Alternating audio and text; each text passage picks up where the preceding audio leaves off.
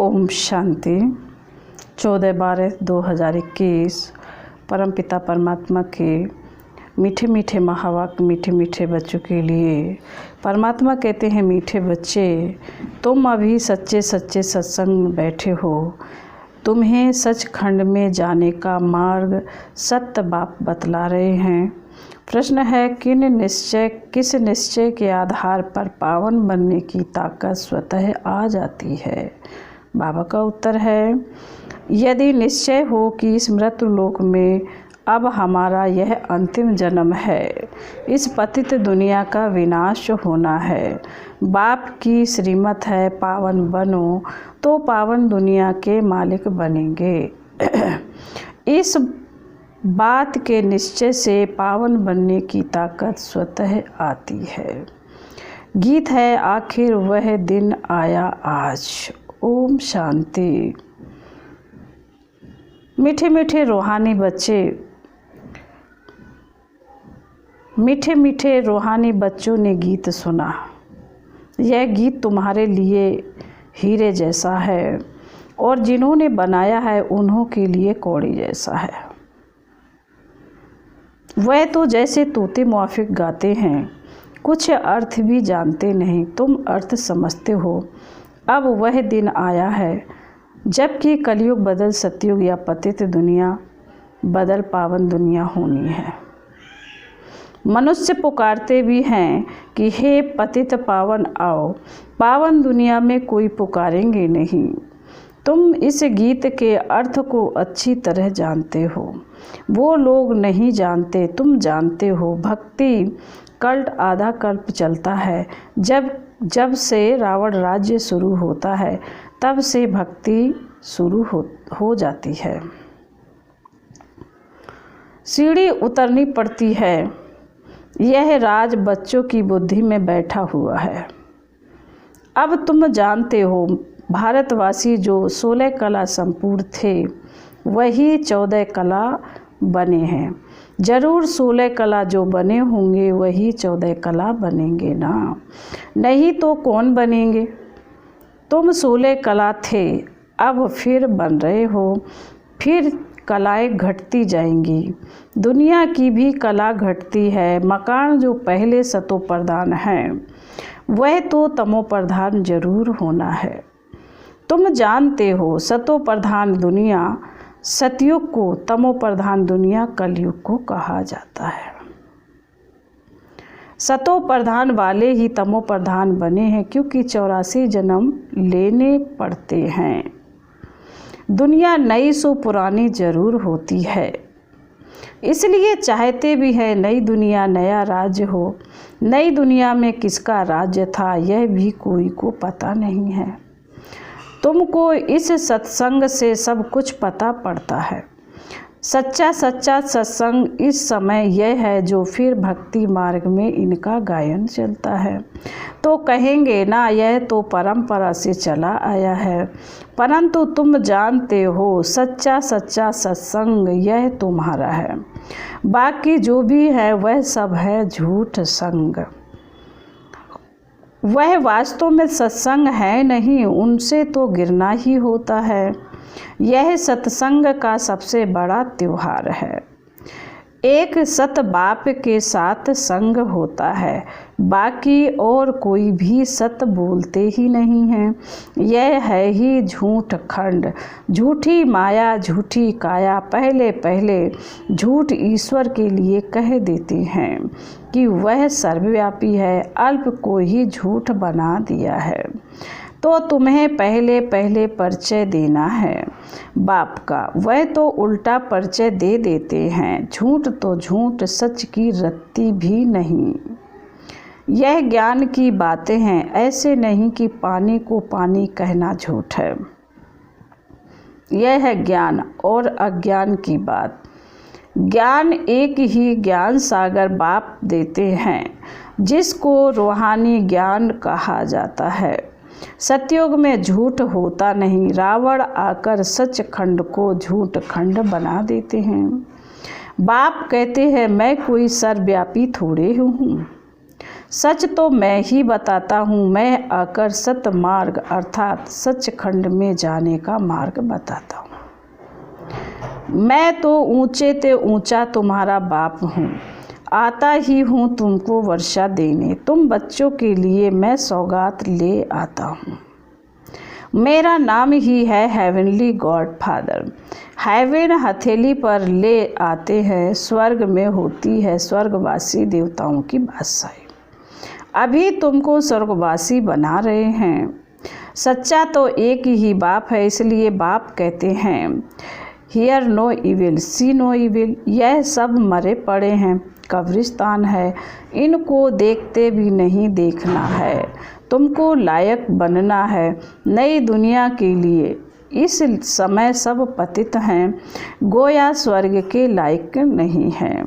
बाप कहते हैं तुमको रावण ने नालायक बनाया है आधा कल्प के लिए, फिर बाप आकर लायक बनाते हैं तो उनकी श्रीमत पर चलाना पड़े, फिर जवाबदारी सारी उन पर है। बाप ने सारी दुनिया को पावन बनाने की जवाबदारी उठाई।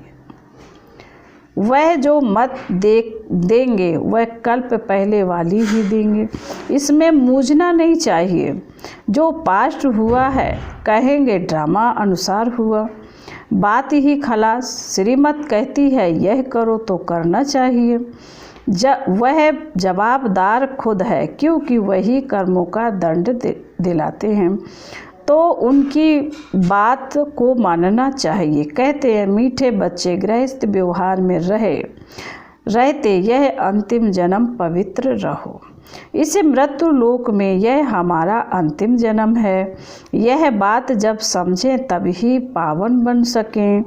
बाप आते ही तब हैं जब पतित दुनिया का विनाश होना है। पहले स्थापना फिर विनाश अक्षर भी अर्थ सहित लिखना पड़े। ऐसे नहीं स्थापना पालना विनाश। अभी तुम बच्चे जानते हो, हम पढ़ करके ऊंच पद पाएंगे। यह बुद्धि में हड्डी रहनी चाहिए।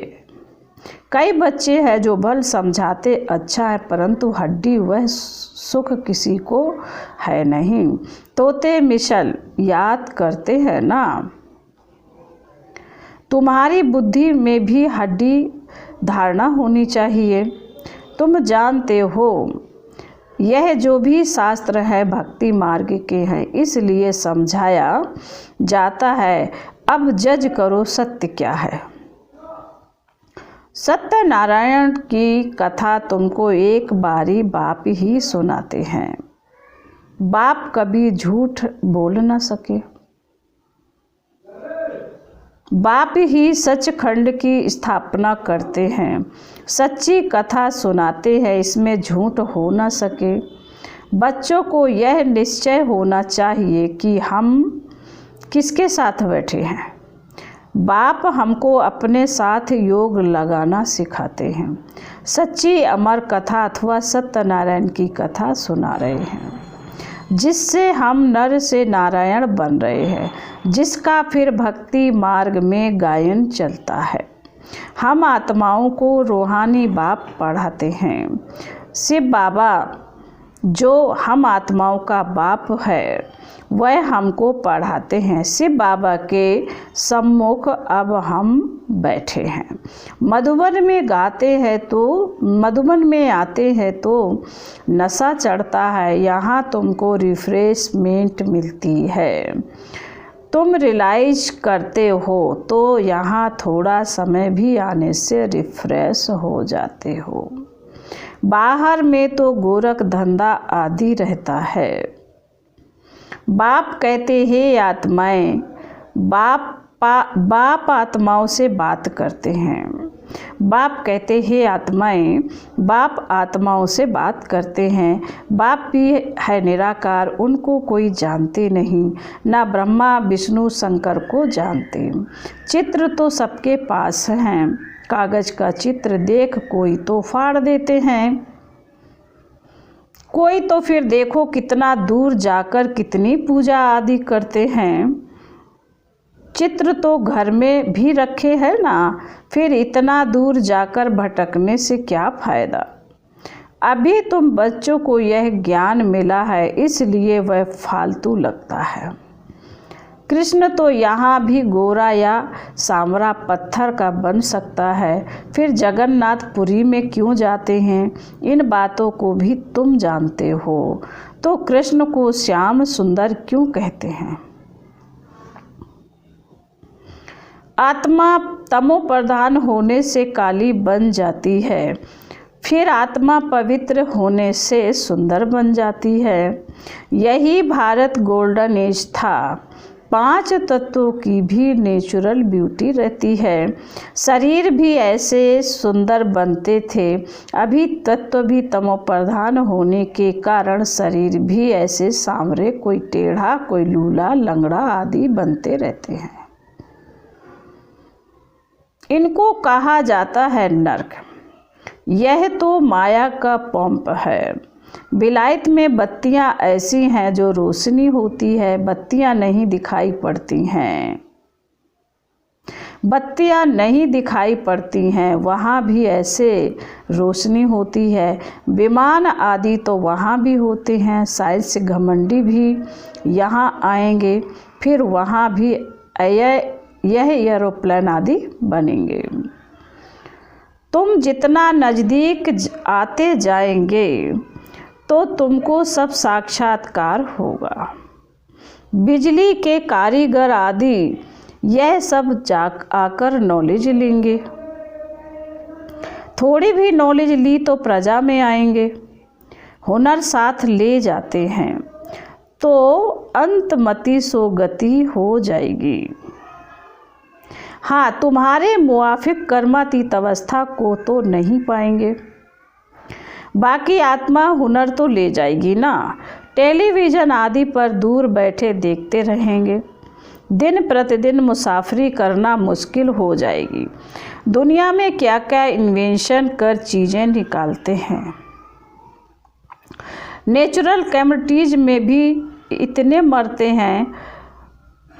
फ्लड आदि भी होगी। समुद्र भी उछल खाएगा। समुद्र को भी सुखाया है ना। अभी तुम बच्चे जानते हो इस दुनिया में क्या क्या है, फिर नई दुनिया में क्या क्या होगा। सिर्फ भारत खंड ही होगा, सो भी छोटा होगा। बाकी सब चले जाएंगे परम धाम में। बाकी टाइम कितना बचा है, यह कुछ भी नहीं होगा। तुम अपनी राजधानी स्थापन कर रहे हो। तुम्हारे लिए पुरानी दुनिया के विनाश की पहले से ही नूंद है। इस छीछी दुनिया में तुम बाकी थोड़े रोज हो, फिर अपनी नई दुनिया में चले जाएंगे। यह सिर्फ तुम याद करते रहो तो भी खुशी में रहेंगे। तुम्हारी बुद्धि में यह सब खलास होने का है। यह सब इतने खंड रहेंगे नहीं। प्राचीन भारत खंड ही रहेगा। भल गृहस्थ व्यवहार में रहो, काम आदि करते रहो। बुद्धि में बाबा की याद रहे। तुमको यह मनुष्य से देवता बनने का कोर्स उठाना है। याद करो, गृहस्थ व्यवहार में रहते, नौकरी करते बाप को और चक्र को याद करो। एकांत में बैठकर विचार सागर मंथन करो। कुदरती आपदाएं आएंगी जिससे सारी दुनिया खत्म हो जाएगी। सतयुग में बहुत थोड़े मनुष्य रहते हैं। वहाँ कैनाल्स आदि की दरकार नहीं है। यहाँ तो कितने कैनाल्स खोदते हैं। नदियाँ तो अनादि हैं। सतयुग में जमुना का कंठा होगा। वहाँ सब मीठे पानी के ऊपर महल होंगे। यह बॉम्बे होगी नहीं। इनको कोई नई बॉम्बे थोड़े ही कहेंगे। तुम हर एक बच्चे को समझना है। बाबा कहते तुम हर एक बच्चे को समझना है कि हम स्वर्ग के लिए राजाई स्थापन कर रहे हैं। फिर यह नरक रहेगा ही नहीं। रावणपुरी खत्म हो जाएगी, रामपुरी स्थापन हो जाएगी। तमो प्रधान पृथ्वी पर देवताएं पैर धर ना सकें। जब चेंज होगी तब पांव धरेंगे। इसलिए लक्ष्मी को जब बुलाते हैं तो सफाई आदि करते हैं, लक्ष्मी का आवाहन करते हैं, चित्र रखते हैं, परंतु उनके ऑक्यूपेशन को किसी को पता नहीं है। इसलिए आइडल प्रस्थि कहा जाता है। पत्थर की मूर्ति को भगवान कह देते हैं। इन सब बातों को तुम बच्चे अभी समझते हो। परमात्मा ही बैठ समझाते हैं, आत्मा आत्मा को समझा ना सके। आत्मा कैसे और क्या क्या पार्ट बजाती है वह भी तुम अभी समझा सकते हो। बाबा आकर रियलाइज कराते हैं कि आत्मा क्या चीज़ है। मनुष्य तो ना आत्मा को ना परमात्मा को जानते हैं, तो उनको क्या कहेंगे। मनुष्य होते हुए चलन जैसे जानवर मिसल है। अभी तुमको ज्ञान मिला है। सीढ़ी पर किसी को समझाना तो बड़ा सहज है, सो भी बाबा ने कहा सो भी हड्डी समझना चाहिए। हम भारतवासी जो देवी देवता धर्म वाले थे वह कैसे सतो प्रधान बने, फिर सतो रजो तमो में आए। यह सब बातें धारण करनी होती हैं, तब ही विचार सागर मंथन होगा। धारणा ही नहीं होगी तो विचार सागर मंथन हो ना सके। सुना और धंधे में लग जाते हैं, विचार सागर मंथन करने का टाइम नहीं। नहीं तो तुम बच्चों को रोज पढ़ना है और उस पर विचार सागर मंथन करना है। मुरली तो कहाँ भी मिल सकती है। विशाल बुद्धि होने से पॉइंट्स को समझ लेते हैं। बाबा रोज समझाते हैं। किसी को समझाने के लिए पॉइंट्स तो बहुत हैं, गंगा पर भी तुम जाकर समझा सकते हो। सर्व का सद्गति दाता बाबा है या पानी की गंगा। तुम क्यों मुफ्त में पैसा बर्बाद करते हो। अगर गंगा स्नान से पावन बन सकते हैं तो गंगा पर बैठ जाओ, बाहर निकलते ही क्यों हो। बाप तो कहते हैं श्वासोश्वास मुझे याद करो। यही योग अग्नि है। योग अर्थात याद। समझानी तो बहुत है, परंतु कोई सतो प्रधान बुद्धि है तो झट समझ जाते हैं। कोई रजो कोई तमो बुद्धि भी है। यहाँ क्लास में नंबर वार नहीं बिठाया जाता है, नहीं तो हार्ट फेल हो जाए। ड्रामा प्लान अनुसार किंगडम पूरी स्थापन हो रही है। फिर सतयुग में थोड़े ही बाप पाएगा। बाबा ने कहा फिर सतयुग में थोड़े ही बाप पढ़ाएगा। बाप की पढ़ाई का एक ही समय है, फिर भक्ति मार्ग में झूठी बातें बनाते हैं। वंडर तो यह है जो पूरे 84 जन्म लेते हैं, उनका नाम गीता पर डाल दिया है, और जो पुनर्जन्म रहे थे उनका नाम गुम कर दिया है। तो 100% झूठ हो गया ना। बच्चों को बहुतों का कल्याण करना है। तुम्हारा सब कुछ है गुप्त। यहाँ तुम ब्रह्मा कुमार कुमारियाँ अपने लिए स्वर्ग की सूर्यवंशी चंद्रवंशी राजधानी स्थापन कर रहे हो। यह भी किसी की बुद्धि में नहीं आएगा। तुम्हारे में भी भूल जाते हैं तो दूसरे फिर क्या जाने। बाबा कह रहे तुम्हारे में भूल जाते तो दूसरे क्या जाने। तुम यह नहीं भूलो तो सदैव खुशी में रहेंगे। भूलने से ही गुटखा खाते हो। अच्छा, फिर बाबा ने कहा है, मीठे मीठे शिकील दे बच्चों प्रति माता पिता बाप दादा का याद प्यार और गुड मॉर्निंग। रूहानी बाप की रूहानी बच्चों को नमस्ते। हम रूहानी बच्चों की रूहानी बाप दादा को याद प्यार, गुड मॉर्निंग और नमस्ते। ओम शांति। धारणा के लिए मुख्य सार है, बाबा ने कहा पहली पॉइंट में हड्डी यानी जिगरी सुख का अनुभव करने के लिए बाप जो पढ़ाते हैं उसे बुद्धि में धारण करना है, विचार सागर मंथन करना है। नंबर 2, इस कब्रिस्तान को देखते भी नहीं देखना है। Hear no evil see no evil, नई दुनिया के लायक बनना है। बाबा ने कहा है अश्वरदान में, कमांड रूप की सेवा द्वारा आत्माओं को समीप संबंध में लाने वाले कमांड रूपधारी भव। स्पष्टीकरण है, सिर्फ आवाज़ द्वारा सेवा करने से प्रजा बनती जा रही है। सिर्फ आवाज़ द्वारा सेवा करने से प्रजा बनती जा रही है, लेकिन आवाज़ से परे स्थिति में स्थित हो, फिर आवाज़ में आओ, अव्यक्त स्थिति और फिर आवाज़, ऐसे कमांड रूप की सेवा वारिश बनाएगी। आवाज़ द्वारा प्रभावित हुई आत्माएं अनेक आवाज़ सुनने से आवागमन में आ जाती हैं, लेकिन कमांड रूपधारी बन कमांड रूप की सेवा करो तो उन पर किसी भी रूप का प्रभाव पड़ नहीं सकता। स्लोगन है, साधनों में बेहद के बैराग वृत्ति की साधना मर्ज होने ना दो।